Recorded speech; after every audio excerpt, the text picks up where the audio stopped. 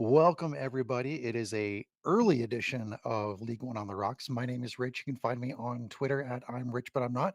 And that is Brian over there. You can find him on Twitter at Mediocre Ace. Brian, how are you? I'm doing good. I'm doing good. Pretty nice day out today. A little hot, but I enjoy hot weather, so it's definitely going to be a little bit different when this cold front kicks in later this week. Yep, that's true. I, how low is it supposed to go this week? I think I saw on Saturday like 60 degrees, Whoa, so real fall geez. weather. And then, of course, in true Midwest fashion, it'll return up to 80 something degrees the next week. So Yep. What is that? perfect. Second summer or whatever they call it? We got to be on our third or fourth at this point. Got to be. Well, we have our technology back up to full strength, at least on my end. Brian didn't have any issues on his; it was purely on mine. So it's nice that I'm not recording on my phone. You're not going to hear any of those notifications come in. So, Ross, if you're watching or listening, you don't have to worry about that majestic sound that you heard last week. Yes. And for people that are watching in the stream, if you look at Brian, he's wearing a hat. Now, if you know anything about Brian, you know that he's a big Miami Heat fan. And at NBA Media Day, one of the Miami Heat players by the name of Jimmy Butler showed up with some exquisite hair. Yep. And I'm wondering how soon we can expect that same hairdo from you. I don't. It's a little too short for that right now. If you're Yeah. watching the stream, you get to see it, but everybody listening at home doesn't. But it's a little short for that right now. I think give it a little bit, and then I'll be good. And I'm trying to like put it back the way it was, but I'm doing it reverse because it's on my screen. So that's not working. So the hat's going back on. Um, no, when I was growing my hair out, I could do it. Just when I initially started growing out the longer up top, but it's not my look, man. Yeah. I went through. Do you call it a phase if you never grew out of it? Because I'll still listen to all this emo music. Like Hawthorne Heights is one of my biggest emo band favorites. I'll still listen to Avenged Sevenfold to this day. So I mean, it's not really a phase, right? If you keep doing it. So I didn't know that Avenged Sevenfold was considered emo. I figured Mm. they were just considered rock. Yeah, it's what do they call that? They kinda trend that they toe that line. I think it's metal core, but whatever. Either way, whatever it is. Um, yeah, I went through the phase. Rise Against was another big one. I know, a lot of my friends were big into, Dashboard Confessional. Yeah, that was another good one. Yeah, Asking Alexandria, it's another yeah. one. Still listen to it to this day. I my Cool. musical tastes go far and wide, but I have never Yeah. adopted the guy liner and the dark hair and the piercings. That has never been my thing. There's still time, though. Maybe, yeah. I mean, I'm getting up there in age, so maybe not, but you never know. There's still hope for you. There's no hope for me. Yeah. In the live chat's actually popping off right now, but Ranting Blue Penguin Media, Tim says nobody wants to watch the Seahawks and Giants anyway. The real Monday Night Football is here. Appreciate that, Tim. There we go. Love it. Spirit telling me Spirit Halloween is open. I can probably get the Butler hair if I wanted to. Yeah. Very true. Allison chiming in on the music says I feel like it depends on the frequency. I would say I went through a phase where I listened to one band all the time. I still listen to them, but not as often as I did them. Yeah. Very true. And then Michael Sharp saying blackout theme on Wednesday. Ooh, I like it. I mean, I wear black. Well, I'll do no, I that. suppose I wear the third kit now just because I like the way it fits better. But with it being like 62, 63 degrees at kick on Wednesday, I'm pretty sure I'll be wearing the sweatshirt. So I can Yeah. get with the blackout theme. Yeah, I was planning on wearing a white polo, but Michael, now that you're saying that, I'll jump on board with black attire. I You like it. convinced me, man. All right, Perfect. so, if you weren't paying attention over the weekend, we did have some, US Open Cup qualifying action going on. I was helping out with some of the coverage, doing some small, tasks, behind the scenes and everything. But something fun came out of it because when you start looking at some of those team names in the US Open Cup early rounds, you start to see a lot of those amateur semi-pro team names, and there are some truly, truly magical names that come along with the magic of the US Open Cup. And so I made sure to note some of them. The one that jumped out the most, and I know that some of you, if you saw any of the tweets or anything like that over the weekend from US Open Cup, one that jumps out the most is Sharktopus FC. Love that name. I have no idea what the story is behind it. I'm totally taking that name out of context, but just the name alone, I'm all in. I love it. Yeah, I mean, that's gotta be my favorite one by far. Um, Yeah. I don't think I could ever come up with a better name than that, so I won't even try. Yeah, there were some other cool ones like, Terminus FC, Valhalla FC. There was another one called the Omens FC. So there's some cool names happening there, down in the early rounds of the Open Cup. Pretty cool to see. Oh, yeah. And if you look into the very, very early years of the Open Cup, I'm talking, back in the early 1900s, when they were starting off the tournament, there's some really cool names there too, if you wanna take a look into that stuff. Um, which kinda got me on to the topic of unique soccer team, like, club names from around the world, and I happened to come across several that are pretty funny and some that make you scratch your head thinking, like, "How the hell did you come up with that name?" So out of Switzerland, just purely out of context, Sporting Club Young Boys. Kind of a weird name. Now, obviously, they're a big name there in Switzerland. People know them and are familiar with them, but just out of Sure. context, like kind of weird. Mhm. But then you start getting into Bolivia, where they have club names like Always Ready or The Strongest or Blooming. Those are pretty unique. Scotland has two that are pretty funny: Civil Service Strollers, and another one that's called White Hill Welfare. Oh, And okay. I think this is probably my favorite on this list. From Ghana, there's a club that's called Mysterious Dwarfs. Oh, that's a good one. Yeah, I think that's probably my favorite. I like that one a lot.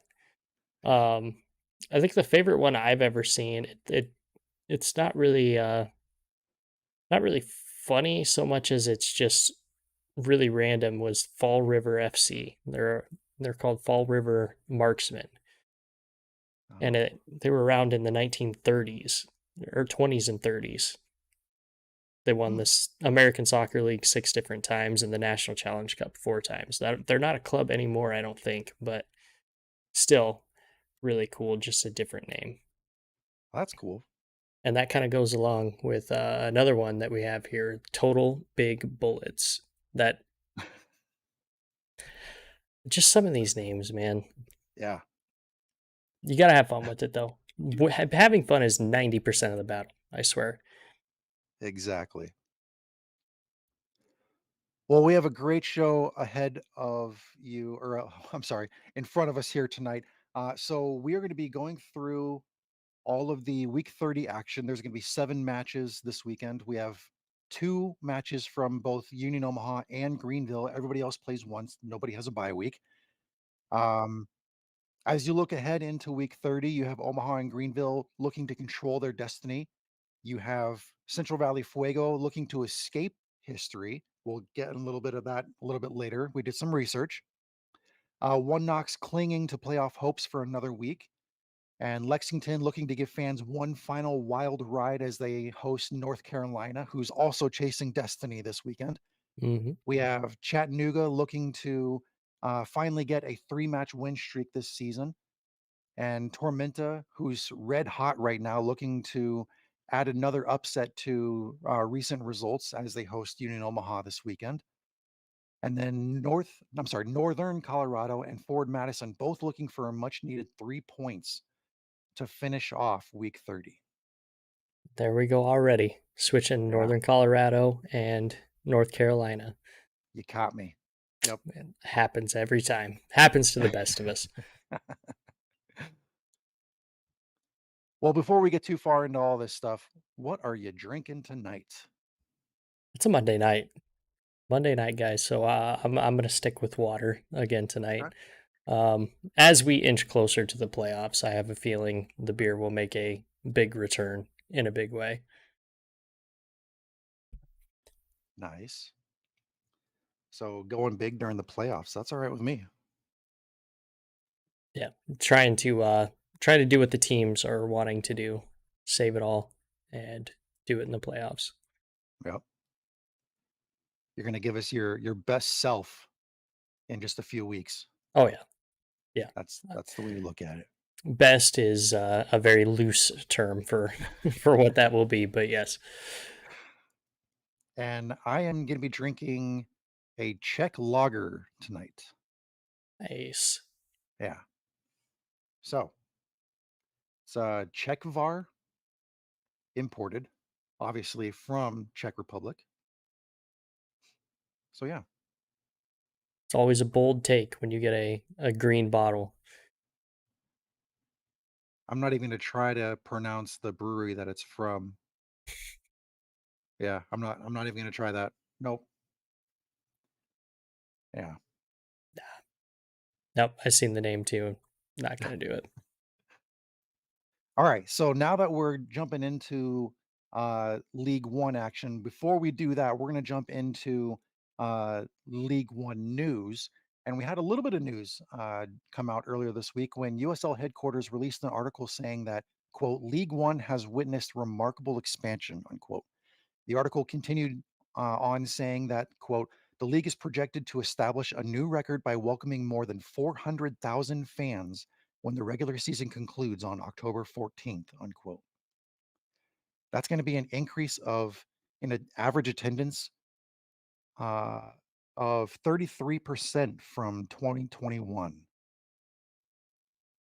And then the article went on to say that, quote, the league's total attendance has surged by an astonishing 70.4% compared to the same point in the previous year, unquote. Very nice.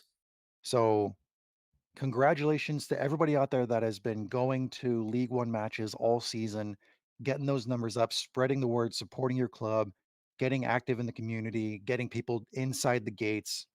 Great job. Yeah, definitely. And I really want to shout out a couple of teams here. I mean, obviously, Forward Madison always has great fan support, but the Richmond Kickers this year really turned it up a notch. I mean, they're almost at 50% growth as far as the year over years are growing, and I mean that's a club that has a tremendous amount of supporters. But you also have teams like South Georgia Tormenta coming in at like 26%. Um, and then Northern Colorado Hailstorm, I mean, finding a home for them has really helped their attendance numbers. I mean, obviously, traveling around, you were going to have a bunch of small pockets, but um, 2,000 fans in their last match, so they're starting to grow, and obviously, their year over year is going to be very skewed. So I'm not even going to throw that one out there. But Northern Colorado is also doing a hell of a job as well. So just shout out to those few teams.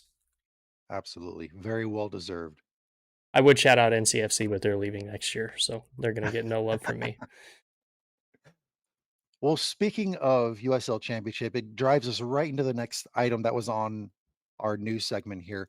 Did you see in Sacramento Republic's recent match where they had a 13-year-old sub on for his professional debut? Hmm. Yeah, um, Wow. that's crazy. Kid was born in 2010. I had already graduated high school in 2010, and here he is playing a professional match, and not for some bottom of the table team either. Sac Republic is a very good team, so hard to get on there. And wow, I mean, hats off to that kid. That's got to feel amazing too. At 13 Yeah. years old, and you've signed a professional contract. Yep.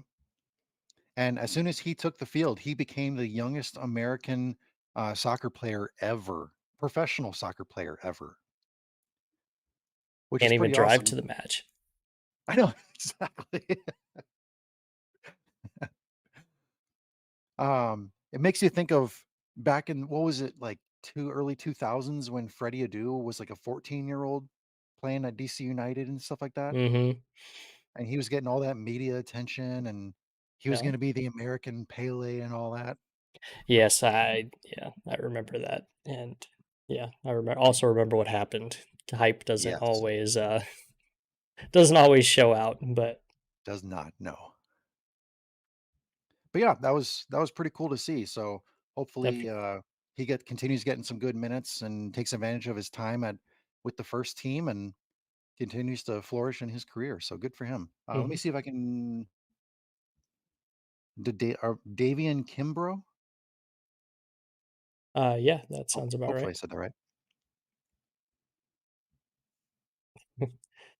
Sean also saying, going back to the attendance talk, saying it's wild stat when 4 teams have seen a drop in attendance from the 2022 season. True, it is. But I mean, there's also a few factors. I mean, Omaha played their first few 2 games in horrible weather and definitely smaller venue.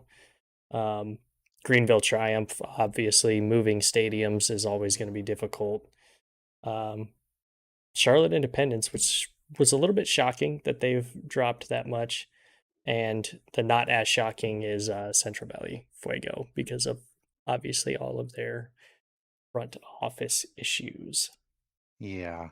So with the recent rumors that have been swirling around about Chattanooga Red Wolves next season trying to revamp their roster as they push to possibly go to championship in the coming seasons, I wonder how that's gonna affect their attendance. They already have pretty good attendance there in the Den, but Hmm. when you start incorporating the news that they're gonna get promoted or promote themselves up into the championship, revamp their roster, they're gonna try to completely, do a 180 with their results.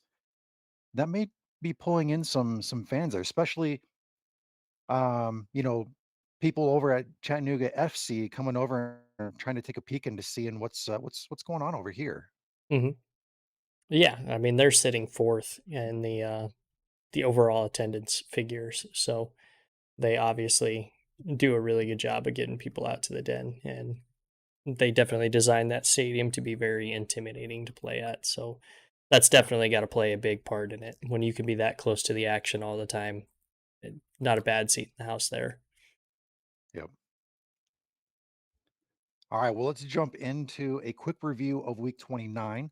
We had a lot of draws this week, which negatively affected all of our predictions. We had sorry, we had Charlotte lock up a playoff spot. I almost said Chattanooga. That would have been really bad.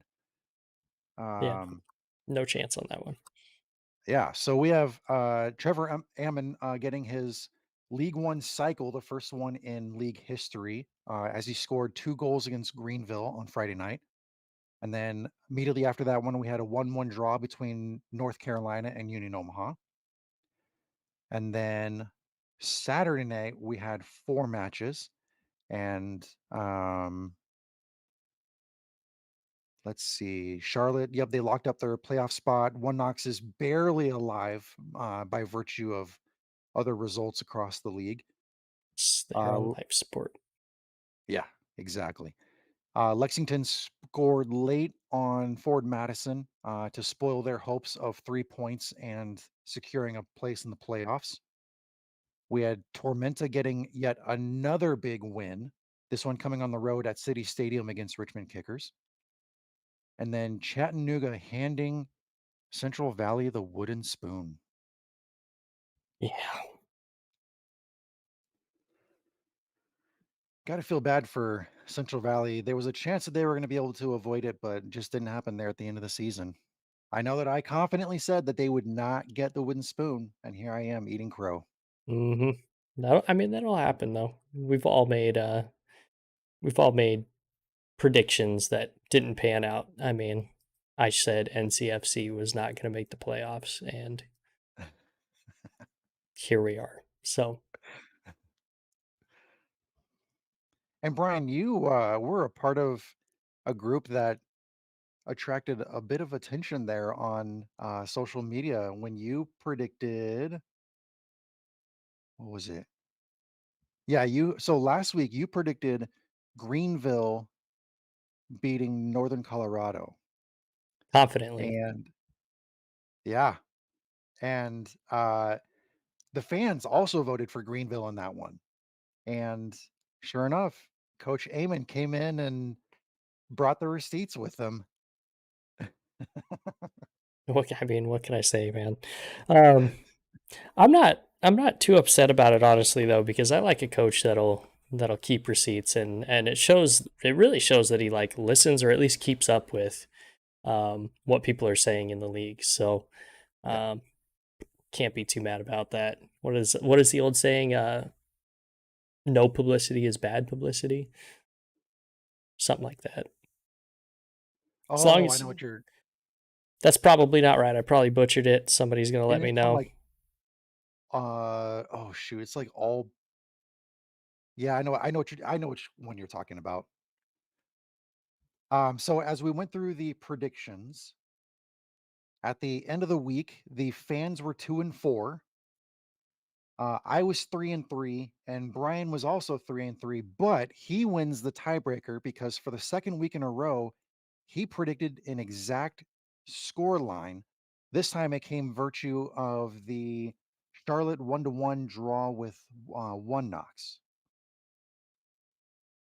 Yeah. So Brian wins week 29. Congratulations, sir. Hey, thank you.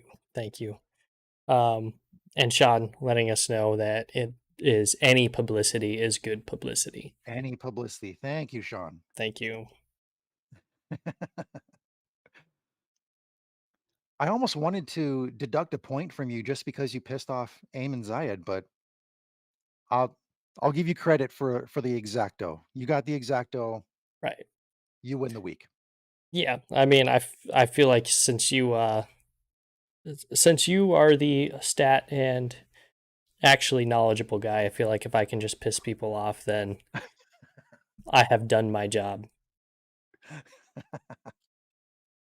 Sean also saying just like the best beer is free beer. Very true. Hey, yeah, that's very true. Yeah. My first two favorite beers are free and cold. Yes. There you go. All right. So with all of that behind us, we're going to jump into week 30 previews now. We're going to start off with, let's see, like we said, there are 7 matches this week.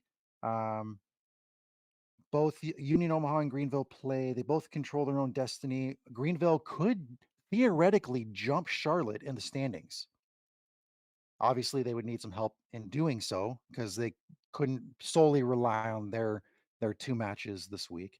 Mm, Um, but with Union Omaha playing 2 matches, they could put themselves in control of the Players' Shield race as well as staking a claim in that first round bye.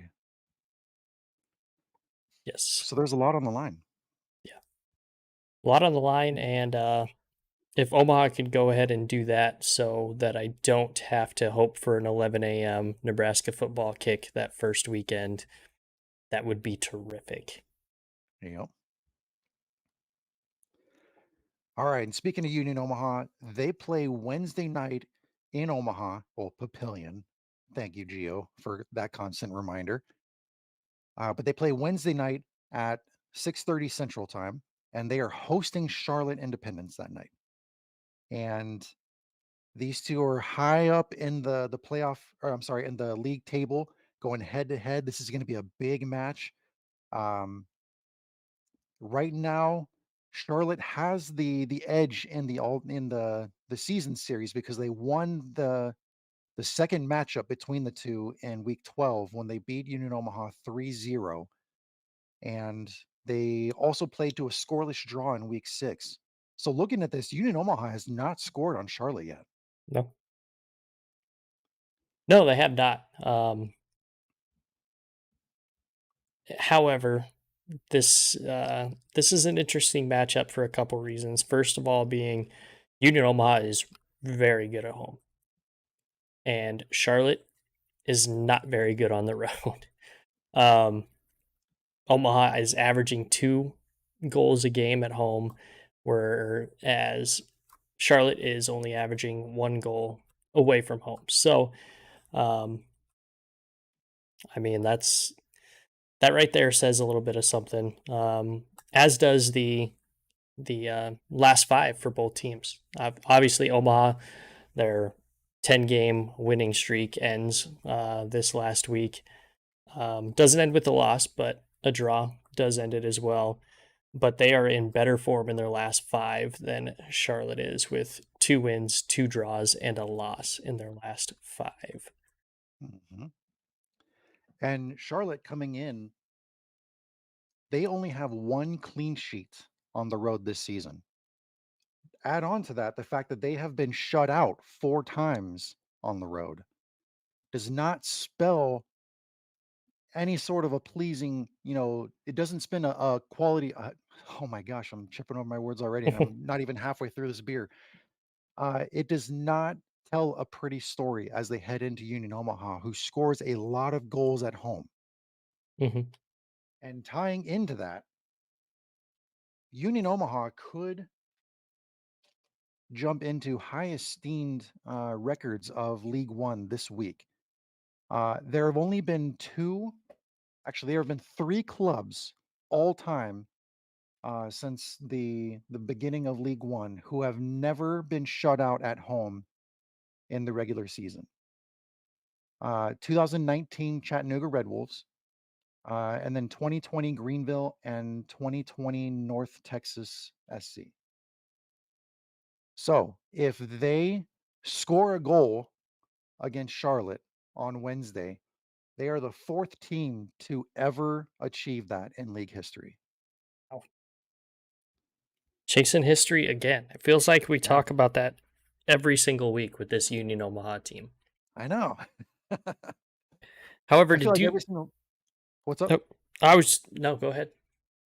I feel like every single time I write a new recap for Who Gives a Hoot, the more research I do, like, oh, hey, there's another record. There it is. All right, let's put that into the recap.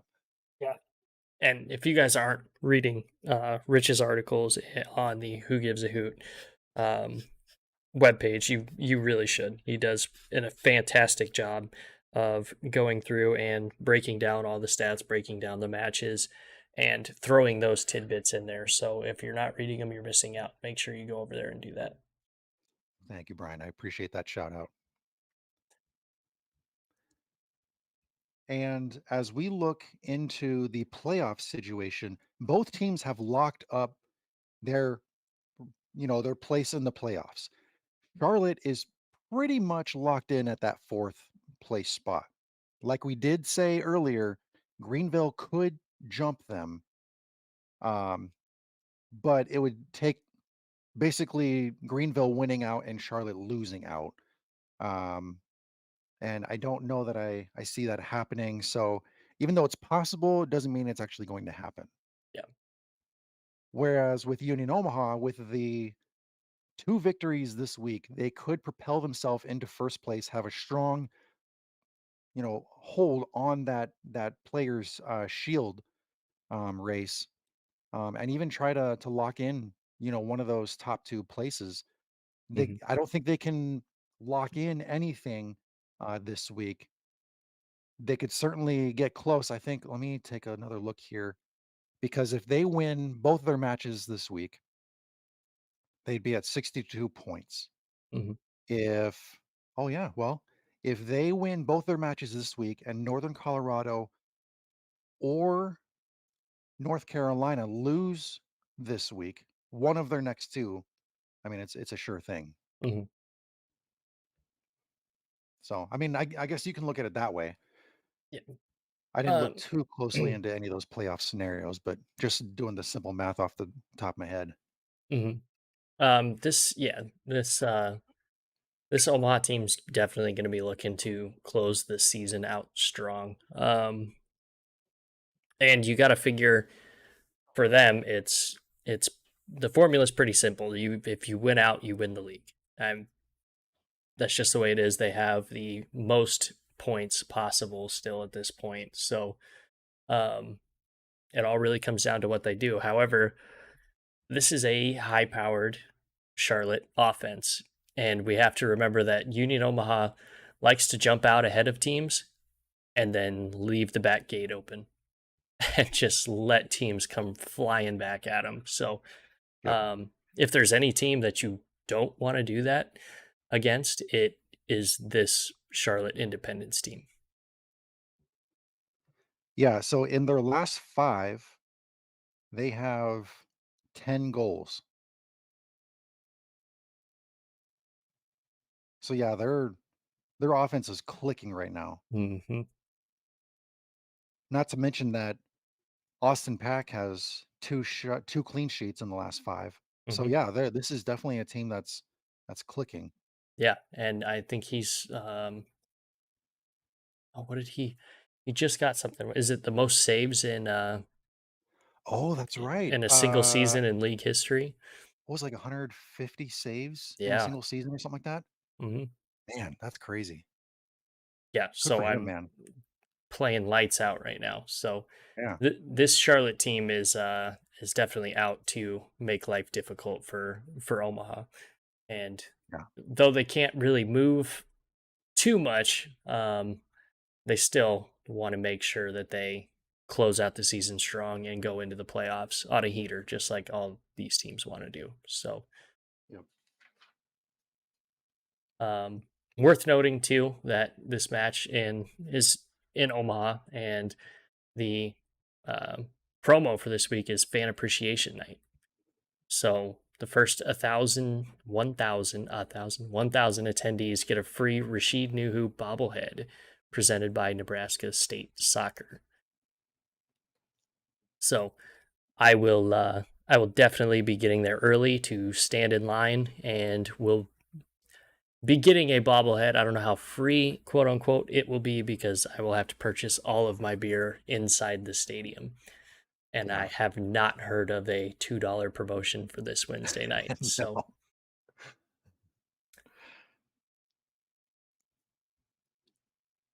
And I was just following up on when you were talking about this being a high scoring offense and everything. I looked into it here. If you'd asked me who Charlotte's leading scorer would have been, I would have said Trezor Mbuyu.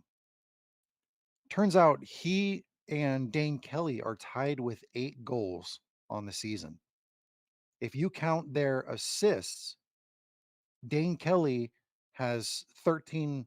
So he has, let's see, he has 8 goals and he has 5 assists, whereas Trezor Mbuyu has 8 goals and 4 assists. geez, so 13 and 12 goal.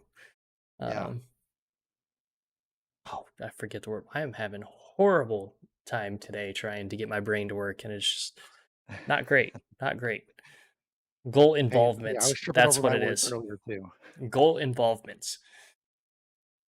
So, yeah, high powered offense, going to be a great match to watch, Yeah. especially for the first of two Wednesday night matches this Yep. week, because we get a Wednesday night after dark, League One after dark this week.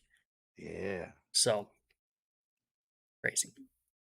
It's almost like somebody said Beetlejuice a few times and they decided to bless us with this match Hmm.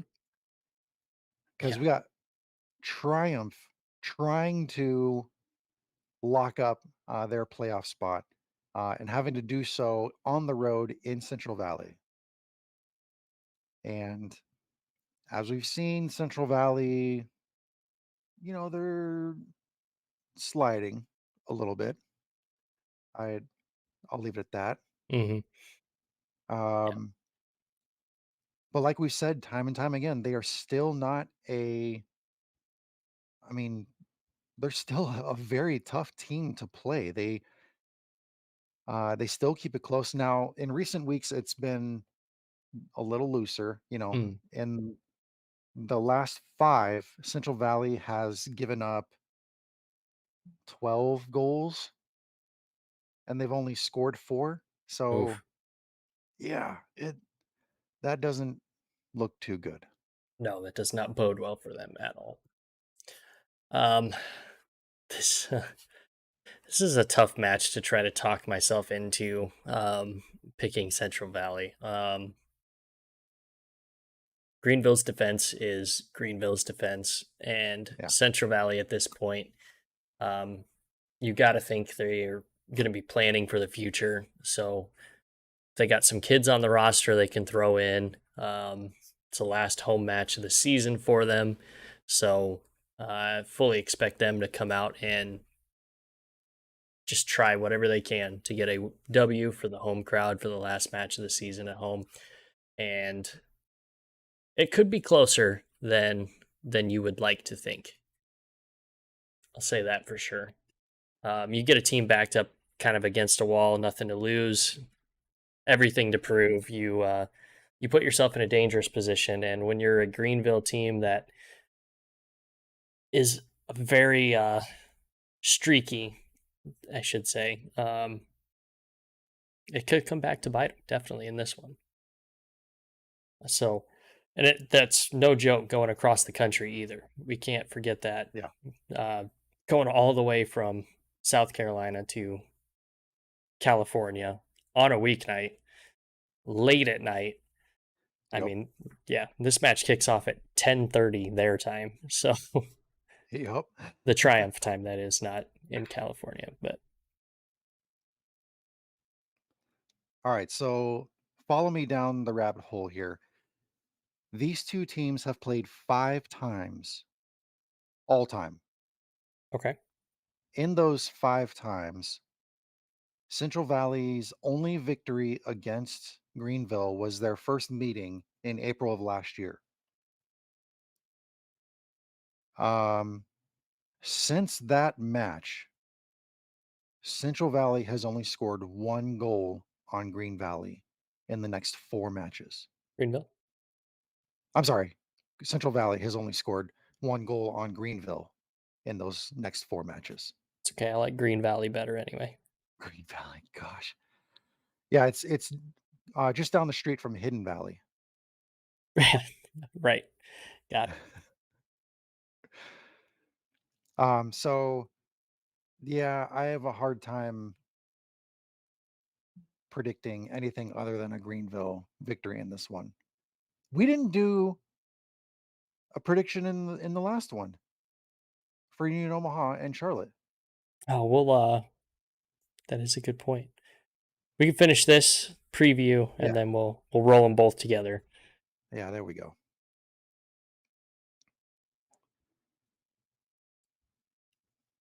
Yeah, this one to me is definitely going to come down to, does Central Valley come out and fight like a dog backed into a corner, and does Greenville have a whole lot of gas in the tank after a long flight and accumulation period.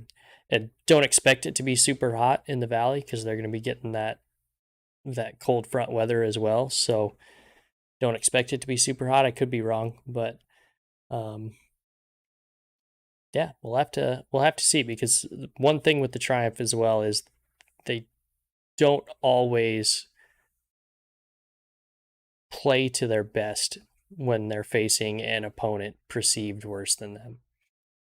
Yeah, So who knows? and when Central Valley came to town to play Union Omaha, the thing that broke Central Valley's back that led to Union Omaha winning was Union Omaha's ability uh, to send players down the flanks and to create space, um, draw, you know, the opposition to one side of the field, and then quickly move the ball to the other side, and just have a like an Audubon type of lane down that sideline where players were just shrieking down and sending balls in deep in the final third. Mhm.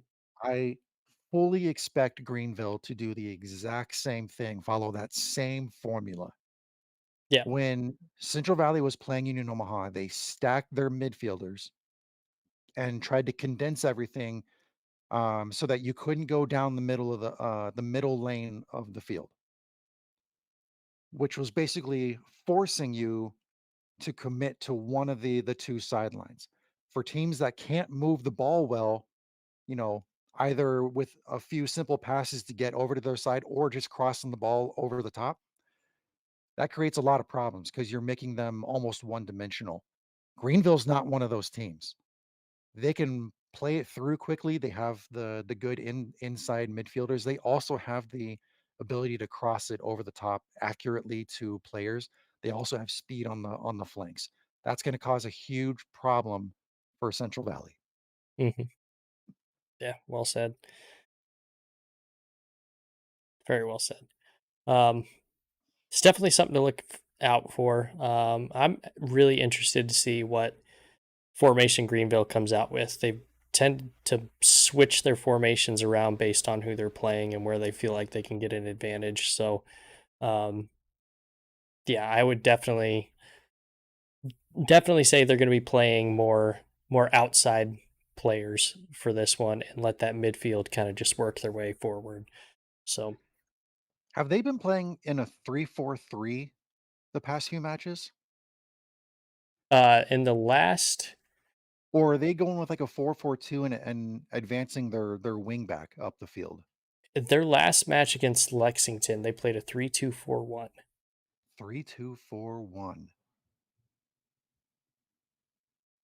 One attacker, Whoa. four, I guess, Three, attacking two, midfielders, two midfielders, four, and one center back. one. Huh. It's a weird looking formation, I'll tell you that right now. Just looking at Yeah. the FOT mob, it is really weird, but it makes sense with the players that they started for that match. I mean, um, Schultz and Boyce started on the outsides, and those are two high motor players. So going on your analysis of Central Valley, that's definitely going to be their attack moving forward in this one. I wouldn't be surprised to see this same formation against Central Valley. All right. So I just found a picture. Yeah. That's interesting. 3-2-4-1. Huh. Okay. Nice. I'll have to watch that one and pay a little closer to how the players are being moved around and all that kind of Yeah, stuff. I'm sure it's a free flowing formation like most of the teams in this league do. I don't think anybody sticks hard to one formation or another. I think they are pretty good at adjusting on the fly, but it's what they started out with anyway. Yeah. Getting some good comments here in the YouTube live chat. We have Tim coming in saying they did get extra rest having played on Friday this week. Downside is they had the ball a lot, didn't look great finishing, and didn't really threaten a 10-man Northern Colorado in the last 15 minutes. Soup Loops coming in. Hey, we haven't heard from Soup Loops in a while. How you Yeah. doing, man? Good to see you. Yes. Nice to see you. Coming in saying I'm all for Greenville dropping some more points, but that's me being a homer. Hey, as a Tormenta fan, you gotta hope for Greenville dropping some points. So I totally get where you're coming from. And then Tim coming in again saying Fresno weather for Wednesday is a high of 91. Looks to be around mid 80s at kickoff and clear. There we go. So the weather shouldn't be too big of an issue for them. Yeah, because I don't think it's too different from what the Southeast is experiencing right now at the moment. Yeah. Very cool. Hey, Soup Loops, by the way, since you're watching the stream, if you were up for hanging out this weekend, let me know because we can hang out. Because I'm coming to Statesboro this weekend, so get ready. All All right. right, Should we jump into predictions? Because we got two of them that we got to jump in. let's do it. Well, let's circle back and we'll hit Union Omaha hosting the Charlotte Independence. I will let you go first. All right. Um, I'm gonna go.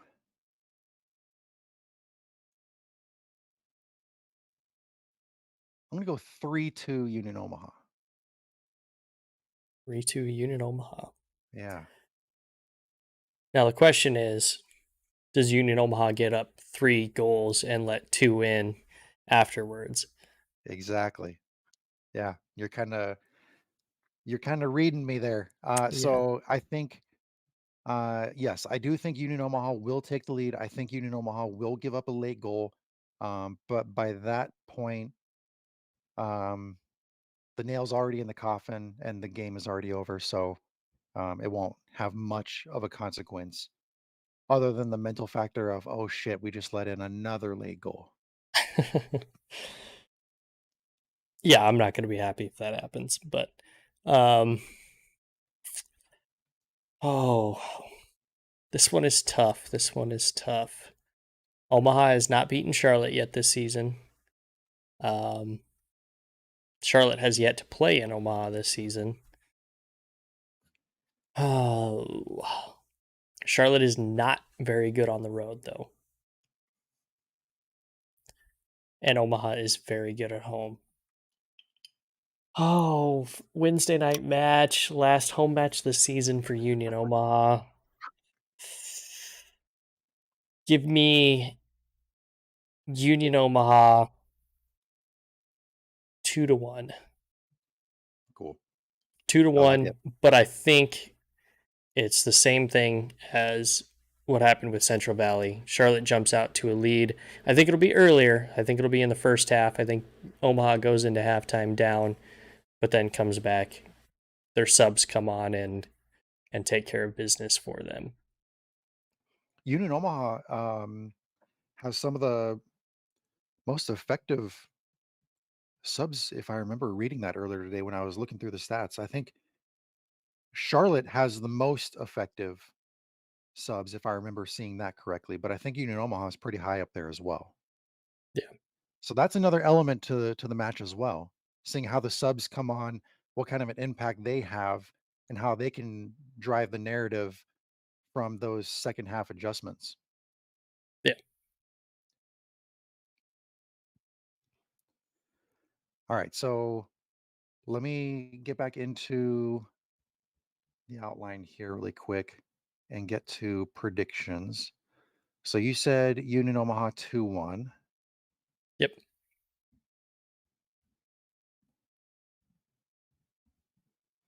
I said Omaha 3-2. Okay, cool. All right, so now let's move on to predictions for Greenville and Central Valley. I just put those in the wrong place. Let me continue updating that stuff. What are you thinking for that one? Oh, um, I really I want to believe in Central Valley. I do. They they haven't looked the greatest. They're at home. I think they make it not interesting at all, and I think Greenville walks away 2-0. Oh, that's what I was going to say. Okay, I will go Greenville. I'll keep it close. I'll say 1-0.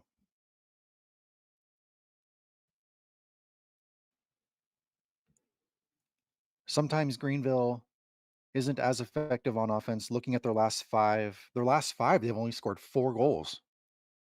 Yeah, So yeah, that I'll definitely keep that 1-0 prediction then. that's fair. That's fair. I'll keep my 2-0.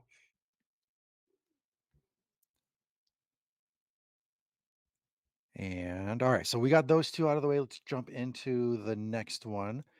Friday night. We have another Friday night edition of some League One action. Uh One Knox hosting Richmond Kickers. It's the home finale for One Knox. Yeah. Um, I kind of hate to say this stat. If you combine the last three for both of these clubs, they have 0 wins, 1 draw, and 5 losses. Oh, just heartbreaking. Sorry, yeah, 5 losses. Yeah, 1 draw, 5 losses. Yeah, that's not pretty. No, it's not. I'll tell you what though, this match is definitely going to be interesting because you really want to see where these teams both are mentally. Because you're sitting looking at Richmond, they're in no danger of winning the Wooden Spoon, um, but they are in danger of going from first last season to 11th this season. Something they're definitely going to want to avoid. Um, whereas One Knox is, are they statistically out of the playoffs at No, this point? they're They just still in, they need a but lot of it help.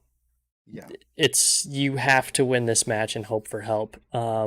So they're definitely they have something to play for. I mean, weirder things have happened in the sports world, um, and it's a little bit of that pride thing. I mean, you come in as a League Two team that wants to show what they can do, and this is your chance to do it against a team with as much history as the Richmond Kickers have. It's a good time to do it.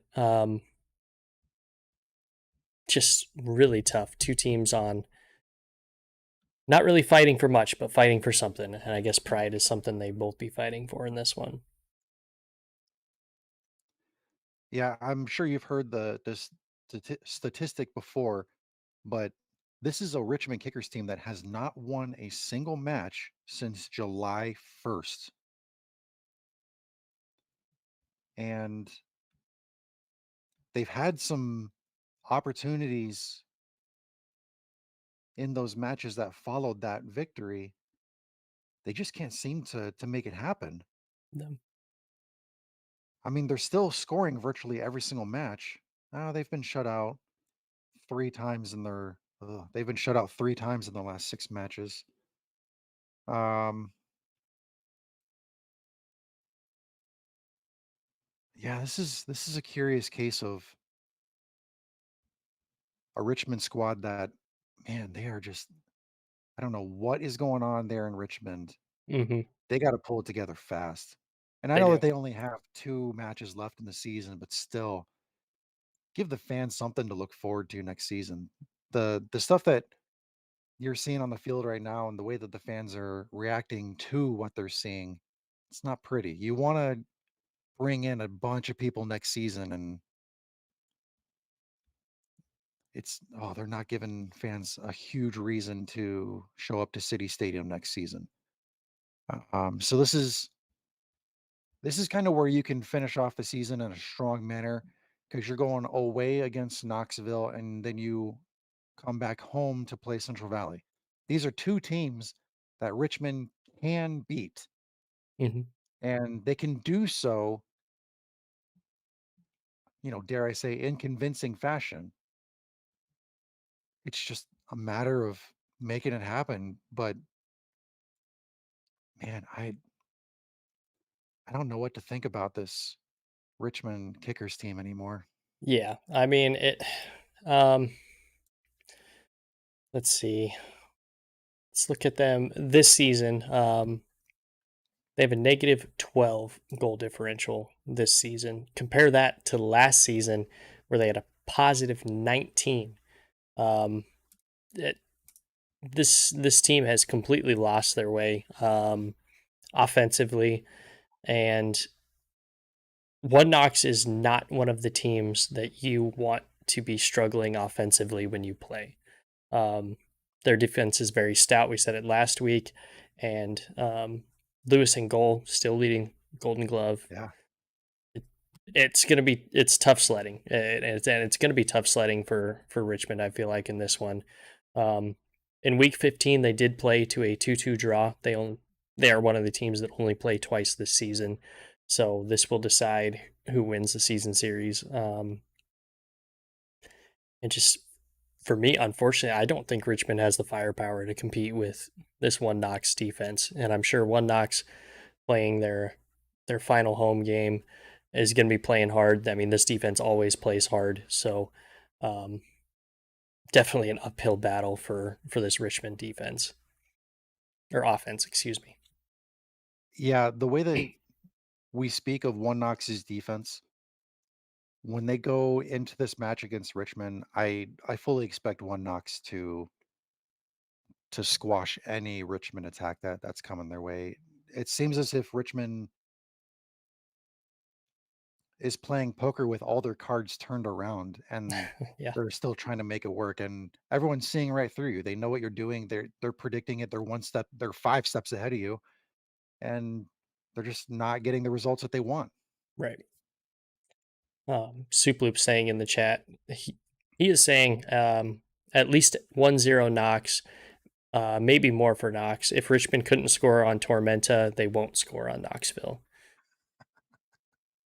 That's fair assessment. I mean, I mean, you watch a lot of Tormenta matches, so I will 100% take your word for that one.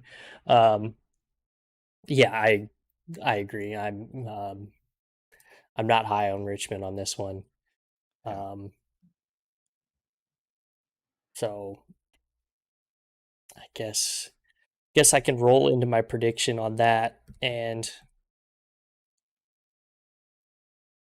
I'm gonna go ahead and say Richmond struggles continue, and One Knox takes the victory at home in front of the fans, 3-0. See, I was gonna say 1 Knox 2-0, so we're we right on the same page there, yeah. we are very close as per usual. Yeah. Let me see if I have all our yeah, okay, we're all in there, okay. So you're saying 3-0, Yes, sir. and I'm saying 2-0. Cool. Alright, so we got that one in the books. We got anything else going on in the YouTube chat? Nope, we're all caught up. Okay. Alright, so let's dive into the next Saturday night match, which is Lexington hosting North Carolina. And Lexington has already been eliminated from the playoffs. You have North Carolina who has locked up a spot in the playoffs, but they're still trying to battle for that first round bye, as well as home, hosting rights for the entire length of the playoffs. Hmm. And they've got to win. So North Carolina is playing with everything to win, and Lexington is playing with nothing to lose. Hmm.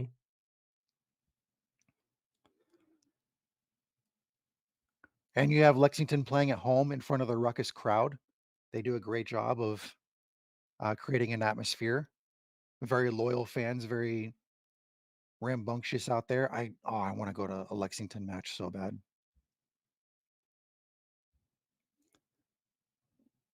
Yeah, Um, this one is definitely going to be interesting. Lexington at home in the top half of the league as far as their ranking goes. But they're going up against a juggernaut when it comes to playing away from home. yeah, North Carolina, obviously, top of the table when it comes to their away rank. Um, two teams on opposite sides of the last five as well, with 3 draws and 2 losses for Lexington, 3 wins, 1 draw, and 1 loss for NCFC. Um, both keeping 5 clean sheets, respectively, in home and away. So both of these teams can keep clean sheets, and both of these teams play well at home and away. So it it's definitely one of those matches that might not jump out at you right away, but definitely a sleeper for match of the week. yeah. I mean, just look at their season series. You talk about a sleeper. Look at the season series. In week 3, they kept it to a 1 goal differential, North Carolina winning 2-1. But then in week 14, Lexington showed that they're not afraid of North Carolina and came in with a 2, or they finished the match with a 2-2 draw. Mhm, So Lexington, man, they have that attitude. They have that swagger. They're not afraid of walking into somebody else's house and just taking ownership. So now that they're at their own home trying to take ownership, I wonder how the roles may be reversed there. But Lexington presents a different style of attack than what North Carolina just faced when they played Union Omaha, mhm, yeah, and that's going to be an interesting adjustment for North Carolina. I imagine John Bradford being out there on the training grounds, telling them, "Okay, we just finished playing Union Omaha. Remember everything we told you to not do against Union Omaha? Yeah, we want you to do all of those things against Lexington. And all those things that we told you to do against Union Omaha, we don't want you to do any of that against Lexington. These are polar opposites." mhm. Yeah, I envision him out there on the training pitch and just launching balls down and guys just chase them down. The defenders are going to be running a lot against this Lexington team. Yeah. Um, and Lexington is one of those teams there, they don't need much. They don't need much space because their guys can accelerate very, very quickly and can finish clinically in one-on-one situations. We've seen it before. Again, it's the consistency issue for Lexington. I'm going to keep harping on it every single week until it gets fixed. Um, but just a little bit of growing pains coming into the league first season. Um, yeah, this and it's the same thing as I talked about with Central Valley. This is a dog backed into a corner at this point. They have nowhere else to go but up and nothing to lose. So also, you have to wonder how tense NCFC is going to be playing, knowing they're sitting in first place. But if they don't get 3 points out of this match, their destiny is taken out of their hands completely. So I wonder if they're going to play a little bit more tensed up, and that'll be interesting to see. But there's a ton of talent on this roster as well. So even if they do end up playing a little bit more tense, they have the players to be able to pull off a victory in Lexington for sure. Yeah, I think the key for Lexington's success, we keep talking about speed, we keep talking about attacking.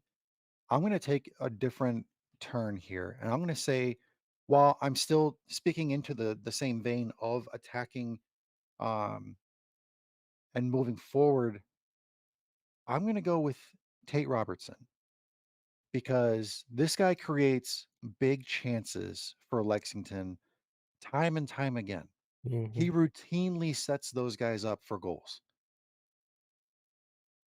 That's a guy who doesn't shy away from trying to fit his passes in a very direct style, in very tight spaces, and he's gonna open up some opportunities for his teammates. I think Tate Robertson could be the key to victory for Lexington in this one. That is a very, very good pick. Very good points.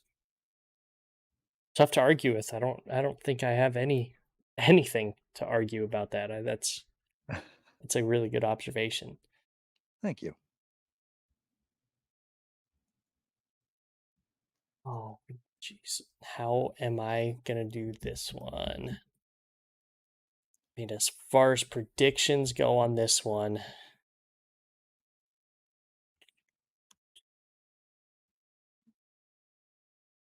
oh, I'm going back and forth on this one, but I'm going to throw a curveball and I'm going to say Lexington gets the win 3-2 over first place Wow. NCFC. Holy crap. All right. Man, you always have that wild card pick every single week. They generally don't work out well for me, so If if any NCFC fans are listening, they are now cheering because I picked against them in the big my big grandiose pick. So it's like watching college game day and Corso puts on the headgear of the opposite team. Well, in the spirit of college game day, not so fast. I am going to go with NCFC. I'm going to say 2-1 over Lexington. I think that's fair. A lot of things are going to have to go right for this Lexington team to be able to pull off this upset.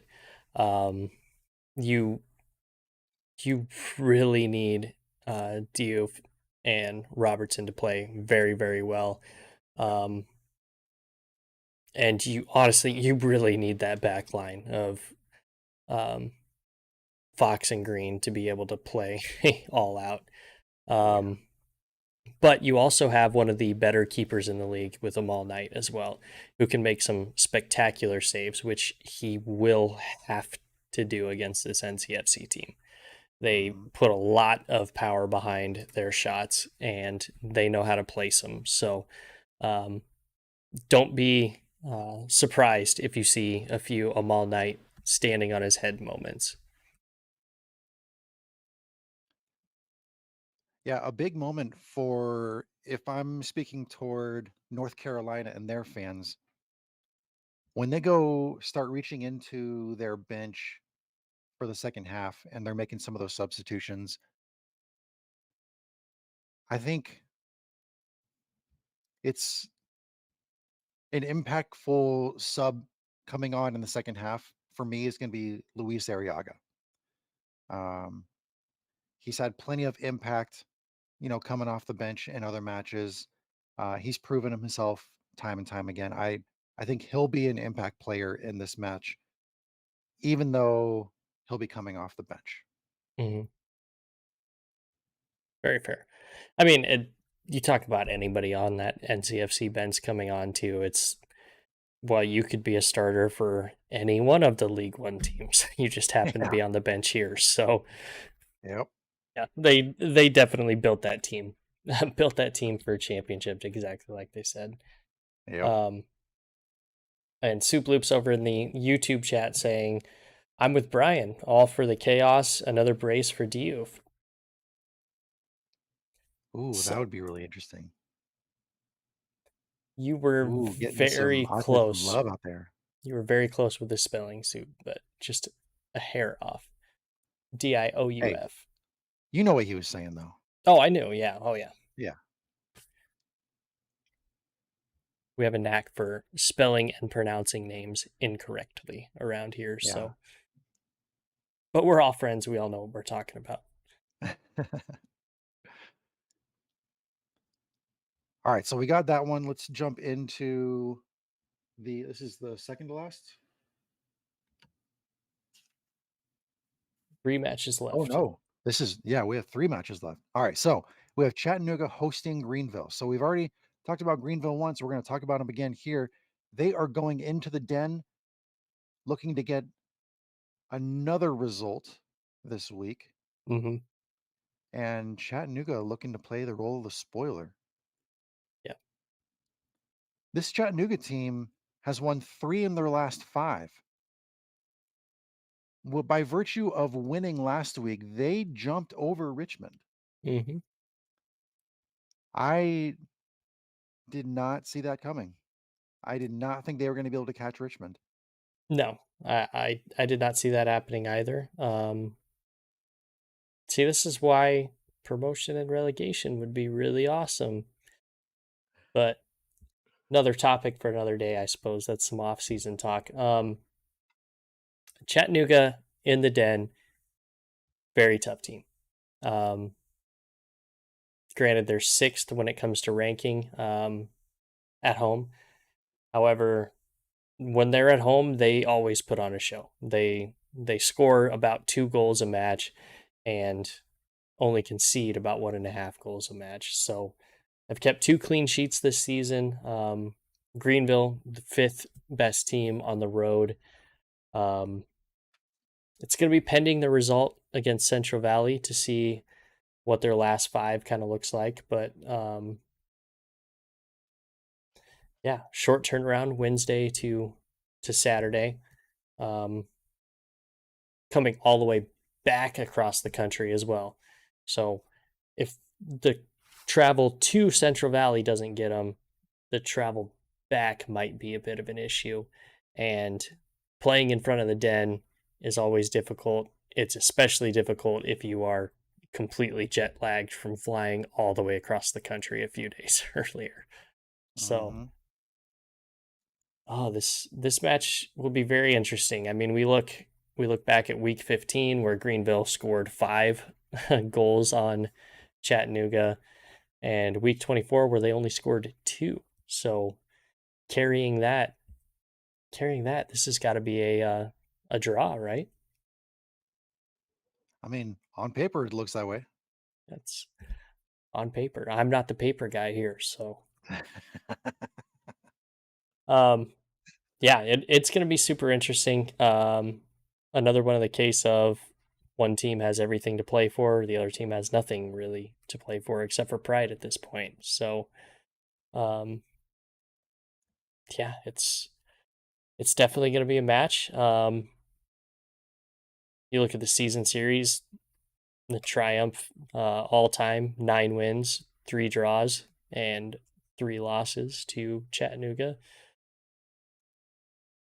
This one's going to be Whatever, crazy for sure. whatever it is about this series, things seldom go the way that Chattanooga wants them to. Hmm. I mean, even if you look at the season series this year, Yeah. Greenville's won both of those matches.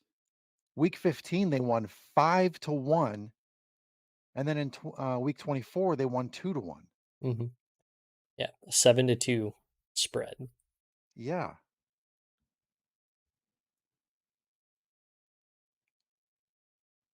It's a tough I one. I'm gonna let you take the first one on this one though. okay. Let me. I've got mine in my head, but I want to see where you're at on this one before I throw mine out there.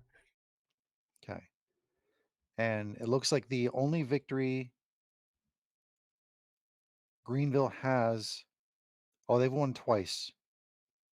Yeah, in the Den, all time.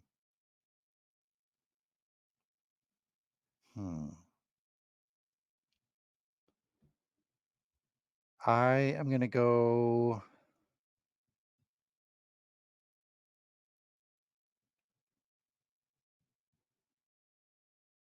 Oh man, I'm like wildly undecided on this one.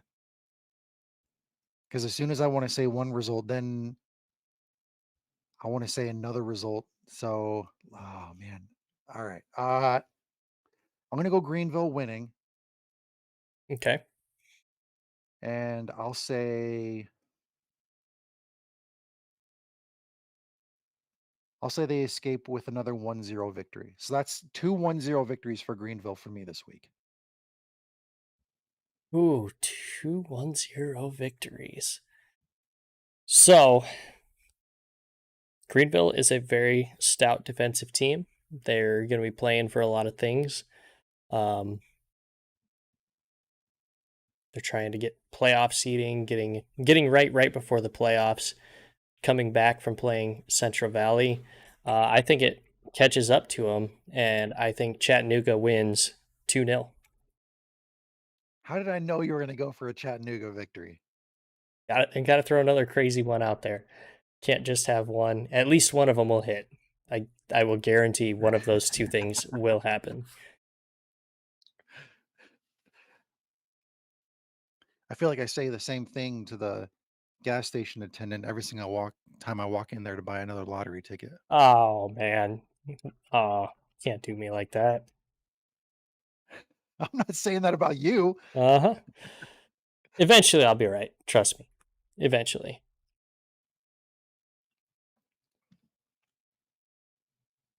Oh man. Yeah, that one's gonna be a fun one to watch. Mm. Yeah, that'll Um, be a good one. Yeah. Yeah. Well, now we get to the away match that you will be attending. Yes. South Georgia Tormenta hosting Union Omaha. This match, another deceivingly good match. Yeah. Again, you have Union Omaha. We talked about them a little bit already, so everybody already knows the story with them. They control their own destiny, yada, yada, yada. You have South Georgia Tormenta, though, very interesting. 2 points out of playoff position as it stands right now, and the ability to, if they keep winning, go on a hot streak exactly like how they did last season. Get into the playoffs in one of the lower seeds, and once playoff comes, who knows what's going to happen. Yeah. This time of the year was built for this Tormenta team. And that's why they're so damn scary. They are very scary. Oh. Soup Loop saying in the chat, it's going to be nice to have you there, Rich, for the first time Tormenta ever beats Omaha, which is true. You look at the all time series, Tormenta has 0 wins, 3 draws, and 6 losses to Union Omaha. So this matchup has not been kind to Bolt at all. If Tormenta wins that match, they're not gonna like none of you are gonna let me on a plane back to Omaha. Because obviously I'm the curse. Yeah. Yep. Nope. You got to stay down there, So now the pressure's on. especially if they make the playoffs, and then Omaha has to look at them in the playoffs as well. Then Rich will not be allowed anywhere near the stadium. He will have to stay home, and we will get him a nice monitor to watch the match from, so he can do his write ups, and we'll phone in his interviews for that one. Oh my gosh. And the funny thing is, if that actually comes to happen, I would volunteer not to go to Warner Park. Like I like refer to often that office quote, I'm not superstitious, but I'm a little stitious. Yep. Uh huh. I would totally abide by that too. Right. Sean saying in the YouTube chat, if I have to see Toby lift a trophy with Knutson because Rich cursed us. Toby and Dalton and John Murphy. Yeah. Yeah. Ah, But you know what? It would also, obviously, for those guys as well, being former Omaha players, but also friend of the show, Darren Van Tassel and Nietzsche Van Tassel would feel great for them, but would not feel awesome that the team that I support ended up losing that one. So, yeah. um, all that being said, this is definitely a match that, oh, it is always close. These matches between Omaha and Tormenta are very rarely everything's decided within, 35, 45 minutes. It's definitely going to be one of those knockout, drag out kind of matches, as evidenced by week 20, where Omaha beat Tormenta 3-2 in Omaha. So, and Tormenta's obviously going on a tear. Like I said before, they're made for this part of the season. They've won their last 3 matches. Um, Not a great home rank record, but a lot to play for them, and they are a very tough team. Yeah, they're rising to the occasion. Every single one of the previous matches that we've spoken about where we've said this is a must win for Tormenta, they've gone out and produced results. They've gone out there and captured the 3 points that they needed to. Yeah, And so having Union Omaha next up on the block, ah, you have to think that that is on those players' minds as well. That's a huge momentum swing. If Yeah. you beat, excuse me, a team that is trying for the Players' Shield at this part of the season, and you can take any bit of that momentum and roll it even further into the postseason, this sets Tormenta up very, very nicely to not only make the playoffs, but rise up a couple spots in the playoffs. Yeah, that's bulletin board material. So if you're Union Omaha, you can't look at the series as a whole. Um, you really just need to look back to week 20 and what happened there. And Omaha should know that this team can play you very tough. Because even in that week 20 finish, it finished controversially. There were some calls in that match that could have easily gone Tormenta's way Hmm. and given them the 3 points. So Yeah, that's how close that one was. Even though it says 3-2, it was closer than that. yeah, definitely. Soup Loops in the chat also saying the wife says 2-0 for Omaha, but she also kept saying that Tormenta wouldn't make it last year. So Ooh. So history repeating itself. could be. Never know.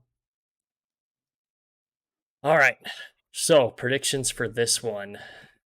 Oh, Oh,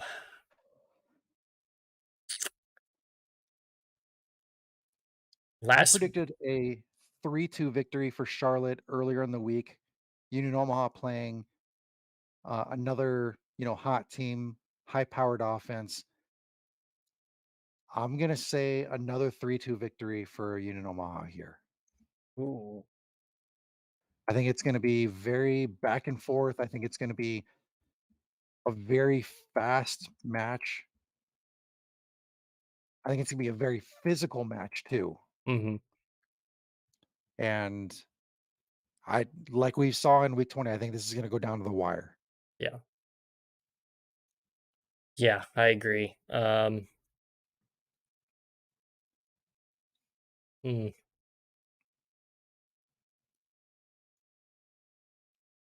this is tough. Omaha's going to be playing a very tough Charlotte team before this on Wednesday and then heading down. I think it catches up to them. I think Tormenta beats Omaha 1-0 in this one. Don't say that.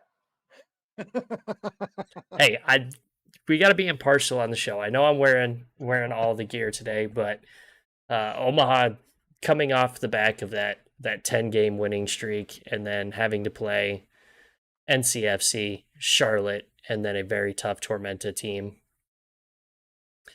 I I I I just think it catches up with them at this point, and Omaha is due one really at this point. So So you said Tormenta 2-1? Tormenta 1-0. Oh, 1-0. Okay. Oh, man, be brutal. All right. Well, I'll Actually, you know start. what? What's the weather supposed to be like? Soup, what's the weather like I down think there it'd be on like the Saturday? 80s. Because pending the weather, I might want to change. I'm not going to change the outcome, but it might change my score. So we can keep it at 1-0 now. And then if it's, let's just say if it's going to be super rainy, I think that favors Tormenta and I think they On pull one Saturday in. around kickoff, it's going to be in the mid to low 70s. Chance of rain? No chance of rain. All right, I'll keep it at 1-0 Tormenta. 1-0. Okay. Ah, all right. Well, I'll start. All right. Well, I hope everybody welcomes me to Statesboro. I guess I'm changing my address. Oh, man.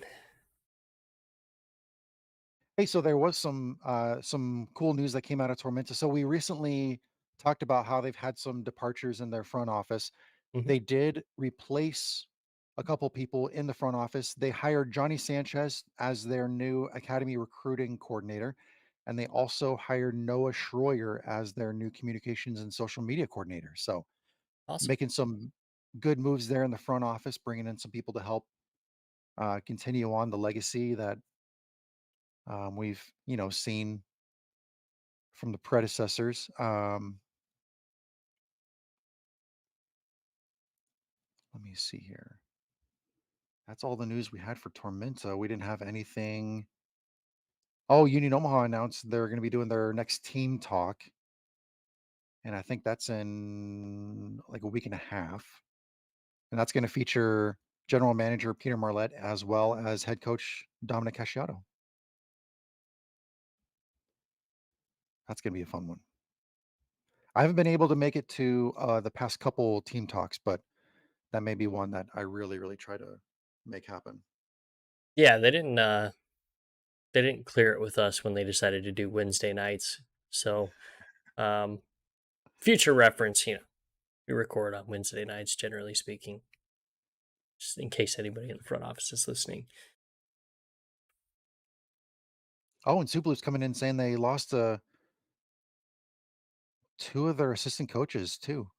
One of them went to Charlotte and the other went to Columbus Crew. Wow, Wow. so they've had several departures in that club recently. They had some front office people, they had some technical staff. So, Yeah. man, Well, I can that's a tell lot you that more active than I thought. yeah, it doesn't really come too much as a surprise. When we talk to Darren and Nitra, some of the stories that they say and they talk about the people they surround themselves with, it's not shocking to us that some coaches and front office personnel are moving on to bigger jobs for I don't want to say bigger clubs, but for next division up and higher clubs. So not shocking at all, but Yeah, people always in that tough. organization are when they take jobs at that organization, they're definitely setting themselves up for a great opportunity that's going to build them towards success and moves higher up too. Yeah. Obviously, there's going to be a lot of success, gained in their time at Tormenta, but they're going to continue on with that success because of the preparation that they've received while working with Tormenta. So good on them for preparing their staff for the next level and um, continuing that legacy with the youngsters that they have in their academy too. When you go to the Tormenta website, it's unique in that when you try to find the League One men's side, you have to I think you if I remember right, you go to the Tormenta website, you go to club, and then from there you have to go to the League One drop down or something like that, because they have it separated where they have the League One side, they have the women's team, they have the academy teams. So their website is not specifically geared toward the League One club. It is geared toward the entire organization. And that's cool because that shows that they're treating every single club across or every single team within that organization as an equal entity under that umbrella. Mhm. Well said. So with that, we will move on to the final match of the weekend, and that is Northern Colorado Hailstorm hosting Forward Madison. So yeah, obviously you've got Forward Madison. They want to cement their playoff hopes, and you have Northern Colorado hoping to cement a first round bye and controlling their destiny as well in the player shield. So this one is interesting. Northern Colorado is back to their winning ways a little bit more. They look to be pushing up that ranking. I mean, they're sitting in third right now as far as their home rank, with 9 wins, 2 draws, and 3 losses. And Madison coming in to Colorado in seventh with a 5-5-5 record away. This one, I have a feeling I'm with you on this one, Sean, in the live chat saying I think Madison got the dog in them for this one, even if that dog is just enough to get a draw, is what I'm assuming he meant. Hmm. Um, yeah, I feel forward Madison in this one. I also seen if you haven't seen Christian Cheney's Twitter feed lately, I would recommend to go check it out. He seems like he is raring to go to get into these playoffs. So Ooh, I um, have not seen those tweets. I need to check them out. that being said, it's going to be very lineup dependent for Madison. I feel like in this one, if they can get that midfield back at full strength, I think they match up very well with Northern Colorado. Um, the season series hasn't really shown that with Northern Colorado winning in week 10 2-0, but in week 28, so very, very recently, they played to a 0-0 draw. So um, Madison knows how to get a point off of this team and has in the very recent future past. So um, both teams also keeping five clean sheets, geez, home and away respectively as well. So big chance here. So Madison has never been shut out more often on the road than this season. And they are heading into Windsor against a team that, let's see, Northern Colorado has 5 clean sheets at home. Hmm. So that could spell disaster for Madison. But everything, I feel like this is one of those where everything you read on paper, just throw it out the window because there's going to be so much emotion in this match that any sort of statistical storylines that you try to conjure up aren't gonna aren't gonna matter because it's all gonna be about which team can kick it into that extra gear and find that level of production against their opposition. Hmm. We can sit here and run through stats to and obviously we should be reading off these stats to try to make sure that you're well informed before you go to watch that match. But at the same time, like Brian has said before, I'm typically the person who reads whatever's on the paper, and that's typically what I tend to go for. Whereas he tends to go for the eye test, what he sees on film and everything. Um, I don't know, man. I think I'm bracing your mentality for this one. I think this one is going to be all about the emotion and what's happening on the field and film and all that kind of stuff. I'm not reading as much into the stats this time around. Hmm. I mean, if you go ahead and you were to read into the stats, I mean, on paper, Northern Colorado is a better team than Madison in a lot of different ways. A shot in the live chat saying you got to think Meltdown Madison is also playing for Glazer's job. Also Uh, true. I don't know that you get rid of Glazer if you don't make the playoffs in this one. It would be a pretty Really? monumental. It would be a pretty monumental meltdown for sure. Um, but Madison is. I think Madison in the years before he took over was just not in a good place completely as a team. It seems like he's kind of changed that a little bit. And I mean, you got to think the big one for me in this one is that Forward Madison is playing to get into the playoffs and shake off well, you haven't been to the playoffs since your inaugural season. Yeah. Um, and this is the best chance that they've had to do it. So I really think they come out swinging in this one. I think they're gassed up for it for sure, and I think they got the team, and I think they have the forwards to be able to hurt Northern Colorado. And as long as their midfield can keep up with uh, can keep up with the forwards from Northern Colorado and slow them down because you're not going to stop them. They Colorado is going to score. That's just what they do. As long as you can control the bleeding, that's how you beat Northern Colorado. And I think Madison's suited to be able to do it in this one. When I kind of want to circle back to your comment about Glazer sticking around. So last season, he didn't. It was widely reported that he didn't have the locker room that he wanted to.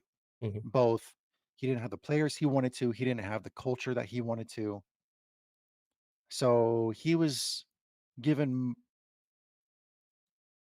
more of a leash to work with uh, for this season, and the club brought in some quality players in the off season, and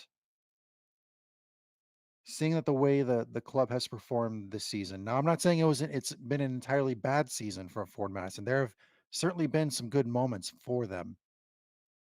I mean, they're still in the playoff race. You can't call this a failure of a season. Right. But you're saying that if they do not make the playoffs, Glazer keeps his job. I think so. I think you can't build a culture for a team in 2 seasons. I True. don't I don't think you in this league with the amount of turnover there is and the uncertainty of the player pool every single season, I don't think you can reasonably expect somebody to bring in a core to the team that quickly. So I feel like you give him that last year. Next, if they don't make the playoffs this year, yeah, he is the first one on the hot seat next season for sure. But I think Okay. you have to give him the time to formulate it and completely figure it out. And exactly, Soup Loops, I completely agree. Saying I hope they don't fire him if they don't make it. Their play style looks so good when it clicks, and that has been the thing is they have been so hot and cold. They've been a better Lexington this season. Sorry, Tyler, but they are the team overall is better than Lexington, but they have the same issues that Lexington has. They can't put together runs of playing well for 4 or 5 matches. They'll do it in spurts. 1 match here, 2 matches here, 3 matches here, two no matches here. That's just how they run. So um, that being said, they are definitely a dangerous team in a one-off situation. Yes. A very Yeah. dangerous team, and I feel like that's the mentality they're going to take into this one. If they don't take points off Northern Colorado, they have to think that they are in serious danger of missing out on the playoffs. Okay. Now hearing that explanation from you, I agree with you. Beforehand, I would have thought, from my personal perspective, I would not be one of the people that would say, "All right, you're done." But I would have anticipated Ford Madison as an organization to make that decision. Hearing your thought on that whole situation and how they should continue to develop that culture makes a lot more sense. You've convinced me. I try. Sean saying I don't want to play Madison in an opening round of the playoffs exactly. Um, and then Soup Loops also saying Ian Cameron finished 7th and 11th in his first 2 years, and look what happened when he got to stay for a third. Yeah. It takes And time. Madison has had some injuries here in the late stages of the regular season, Key forcing injuries. them to bring in a couple of players too. So Yeah. yeah, so they've had their own, issues to deal with. hmm Hmm. Interesting. Okay. All right.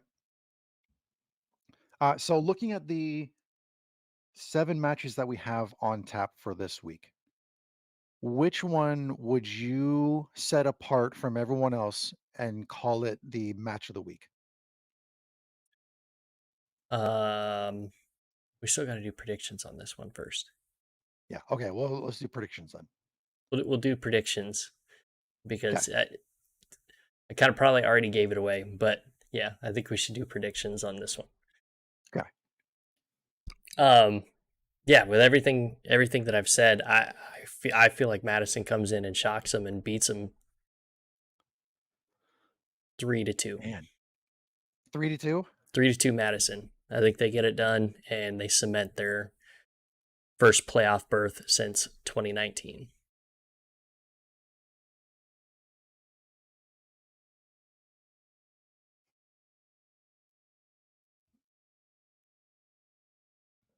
All right, I'm gonna go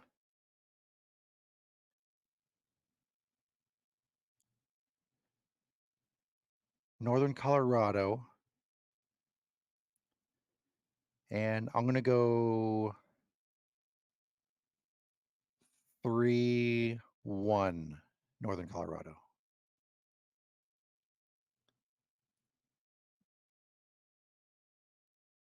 All right, so now let's jump into that match of the week question. Yeah, for me, it's Northern Colorado and Madison. Exactly. I wholeheartedly agree. This one, far and away, the most storylines, the most impact on the table, the most implications. This is the match. Hmm. Yeah, 100% agree. Yeah, this is going to be a good one. And again, it all depends on what forward Madison team shows up as far as their lineup and as far as their mentality. I fully Yeah. expect their mentality to be there. I expect them to come in and play like this is the final. They have to win this match or they don't get a or their season is over. So that's why I feel like they come in and they play with that fire and I feel that's why I feel like they get it done. And because you really like pissing off Eamon. Yeah. I guess I do. Yeah. Who would you rather piss off, Eamon Zayed or Matt Glazer? Um Neither of them. I don't want to piss anybody off. Um oh, I feel like they would both take it as good-natured ribbing and would be okay with it. Yeah. But I know I'm Do only going to the hear about it from one of the two. do the side do the sideline microphones tell you the same story? Yeah. Yes. I feel like the anger management style for both of those coaches are different. I feel like Matt Glazer would get mad, but he would storm off, whereas Eamon, you would hear the whole story, Mhm. and that's fine. I got no problem with that. Yeah. I feel like me and Eamon are very similar in our anger styles. If we get angry, it's there's a lot of yelling because I do a lot of yelling from my seat inside Warner Park. So And that's why all the fans around you love you and they encourage you on. yeah. All right. And if you are going to go to this match in Windsor on Saturday, make sure you get there early because this week they are having Oktoberfest. Next week, when they host Chattanooga, they're going to be having their home finale. So this is not their home finale. They still have a whole nother home match next week. So you can prepare for that one. But this one is Oktoberfest. So you know that's going to be a good time. Always a good time.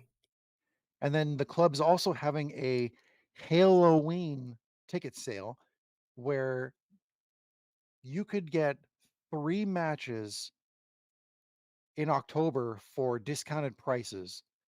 So if you go to the website, you can take advantage of that deal. I feel like we should have our own promo code from now, like by now, with Yep. all the advertisements that we do. We'll get there eventually, Rich.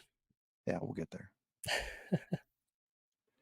And then as soon as week 29 ended, we posted a poll on Twitter asking who everyone thought the first one out was going to be. And the results are pretty interesting. Mhm. Greenville got 9% of the vote. Forward Madison got 41% of the vote, and Tormenta got 50% of the vote. The part that surprises I knew that Ford Madison and Tormenta were gonna be close. I did not know I didn't think that Greenville was gonna get as many votes as they did. Mhm. Even though it was only 9%, I still didn't think it was gonna be that high. Yeah, So that one was a bit surprising. it is. Very surprising. I mean, it's still in the realm of possibility. I mean, Forward Madison and Greenville are both on 43 points, so they both conceivably could be the first one out. I think Yeah. these 3 teams are going to be interchangeable. Obviously, Tormenta has the harder road, um, as far as they have to win to move up, really. But yeah, I mean, I don't remember who I voted for in this one. I think it was Tormenta, but I feel like I could be convinced on any one of those teams. So in your predictions this week, you had Tormenta winning one match and you Mhm, had Greenville winning one of their two matches. mhm, So with that said, and then Madison winning one. Chaos.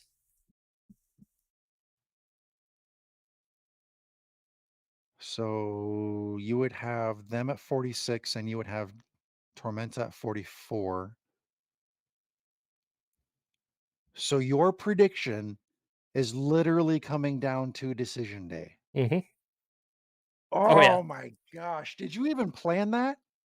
No. Oh, the No, I chaos is strong within you. Look at that, man. I it love it. yeah, when I actually was looking that up when we were talking about the promos for Northern Colorado, I went back and kinda did the math in my head and noticed it there. That's good, man. That's good.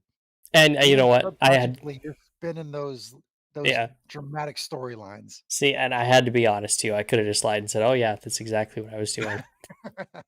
No. No. I love that you think I have that much forethought, but no, definitely not. That is so cool. All right. If your predictions come true, not only do we have a hell of an amazing decision day, but I'll also be watching it from Statesboro. So, Yeah.